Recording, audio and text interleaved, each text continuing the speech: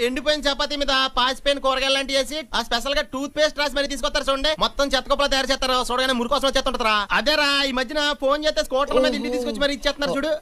దాని పేరేంట్రా? Pizza. 1 ghee roast. Okay sir.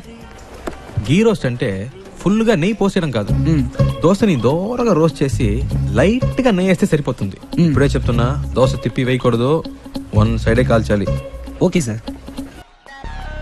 2 పుల్లటి నిమ్మకాయలు పిండి సాల్ట్ షుగర్ బాగా యాడ్ చేసి ఇంత వేసేసి ఇంత మళ్ళీ ఫుల్ గా గ్యాస్ సోడా నింపి నేను మర్చిపోలేని ఒక అద్భుతమైన సమ్మర్ స్పెషల్ సోడా వచ్చి అన్నంలో ఈ ఆవకాయ వేసుకుని కాసంత నెయ్యి తగిలించి అలాగా కలిపి తింటాం. నాకు అన్నం కూర పచ్చడి పప్పు చారు ఉంటేనే భోజనం.